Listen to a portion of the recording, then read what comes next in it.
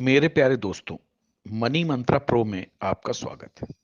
दोस्तों, शायद आपको पता होगा कि अभी एक दिन पहले एयर इंडिया एक्सप्रेस के केबिन क्रू ने हड़ताल कर दी थी और उसके चलते पूरे देश में अफरा तफरी मच गई, क्योंकि बहुत सारी करीब 93 फ्लाइट्स जो हैं कैंसिल करनी पड़ी बुधवार को, और 85 जो फ्लाइट्स जो हैं वो थर्सडे को यानी गुरुवार को कैंसिल करनी पड़ी।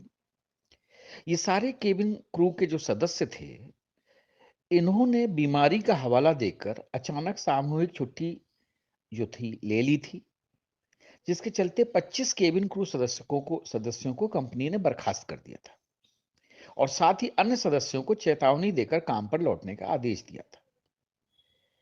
अब ये मुद्दा ये है कि ये जो केबिन क्रू हैं, ये अपनी दादागिरी जो है पूरी तरह से चलाना चाहते हैं। इन केबिन क्रू ने पहले भी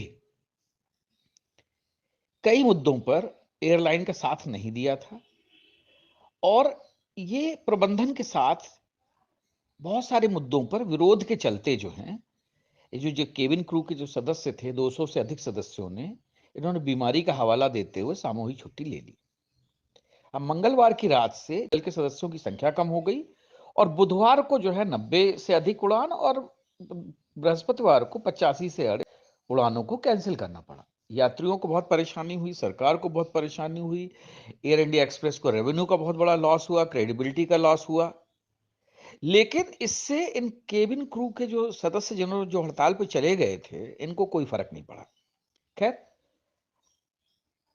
शुक्रवार के दिन एयर इंडिया एक्सप्रेस को झुकना पड़ा। झुकने के बाद में उन्होंने जो 25 लोगों का केबिन क्रू को बर्खास्त किया था, उसको वापस ले लिया और बहुत ज्यादा मतलब जो है किसी तरीके से इस मुद्दे को सुलझाया गया। लेकिन अब सवाल ये है कि आखिर कब तक ये आर्म ट्विस्टिंग का गेम चलता रहेगा, कि जब लोगों का मन करे या उनकी कोई मांग न मानी जाए तो वो इसी तरह से हड़ताल पर बैठ जाएंगे, सरकार को या किसी कंपनी को ऐसे ही झुका देंगे। दोस्तों, आपको क्या लगता है कि अगर ये जो कर्मचारी थे जो बीमारी का बहाना बनाकर छुट्टी पर चले गए थे, तो क्या इसमें डीजीसीए को इंटरफेरेंस नहीं करना चाहिए कि अगर तुम बीमार थे तो फिर छुट्टी से एकदम से वापस कैसे आ रहे हो? क्या इनकी मेडिकल फिटनेस की जांच नहीं करनी चाहिए? और जब पूरे देश में इतनी ज्यादा जो है बेरोजगारी का आलम है, तो ये जो हड़ताल करने वाले लोग हैं, क्या एयर इंडिया एक्सप्रेस हो या दूसरी अन्य विमानन कंपनियां हो या दूसरी और कंपनियां हो, उनको अपने पास कुछ ऐसी वर्कफोर्स तैयार नहीं करनी चाहिए ताकि ऐसे शरारती और असामाजिक तत्वों से वो बड़े आराम से निपट सकें? अरे भाई, जिसको हड़ताल करनी है जाए अपने घर बैठे। एयरलाइन या कोई भी संस्थान जो है, क्यों ये जो है घाटा बर्दाश्त करे? ये अपने फायदे के लिए यात्रियों को, एयरलाइन को, सबको परेशानी दे रहे हैं। अब इसकी जो सेवाओं में जो बाधा आई, उसका असर पूरी हिंदुस्तान में देखा गया, चाहे दिल्ली हो, चाहे लखनऊ हो, चाहे भुवनेश्वर हो, गोवा हो, कोच्चि हो, हर जगह पे। अब यात्रियों की क्या गलती है इसमें? अगर तुम्हारी मैनेजमेंट से पटरी नहीं खा रही है तो यात्रियों ने क्या तुम्हारा बुरा किया है? लेकिन चूंकि ये इतने ज्यादा मनबड़ बन गए हैं, और सबसे बड़ी बात क्या है कि हड़ताल का जो है एक ऐसा जहर हमारे देश में फैल गया है कि जिसको देखो, किसान हो गए तो वो बैठ गए, खिलाड़ी हो गए तो वो बैठ गए। अरे भाई, ये जो पूरा था हड़ताल का चक्कर, ये मोहनदास करमचंद गांधी ने अंग्रेजों के खिलाफ किया था, क्योंकि वो विदेशी लोग थे। अब ये हड़ताल अपने ही देश के लोगों के खिलाफ होने लगी, अपनी मांगे मनवाने के लिए हो गई है, दादागिरी दिखाने के लिए हड़तालें हो रही हैं। तो कब तक ये जो है हमारा देश सहन करेगा इन सारी बदतमीजियों को?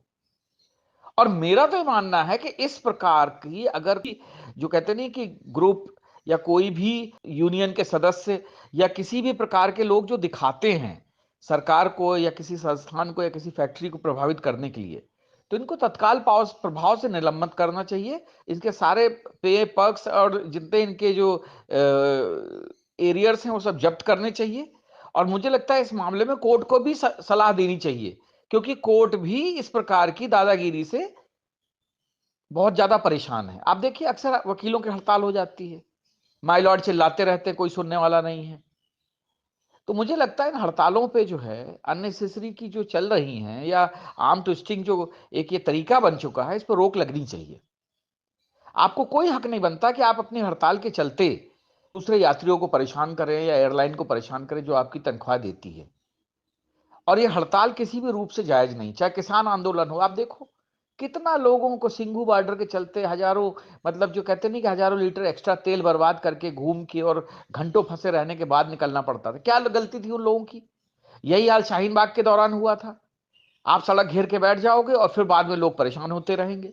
तो दोस्तों मुझे लगता है देश को इस पर विचार करना चाहिए और चीन की तरह किसी भी प्रकार की हड़ताल पर रोक 100% प्रभावी होनी चाहिए। और जो नहीं माने तो उसको कानून के साथ, साथ ही साथ जबरदस्त तरीके से इस चीज से निपटना चाहिए। साथ ही हर कंपनी को अपने स्टैंड बाई कर्मचारी भी रखने चाहिए या उनको एटलीस्ट ट्रेन्ड मैन पावर जो है ट्रेन करनी चाहिए, ताकि जरूरत पड़ने पे ये ट्रेन मैन पावर उनके काम आ सके। दोस्तों अगर आपको मेरी बात सही लगती है तो लाइक करें, शेयर करें, सब्सक्राइब करें। जय हिंद, जय भारत।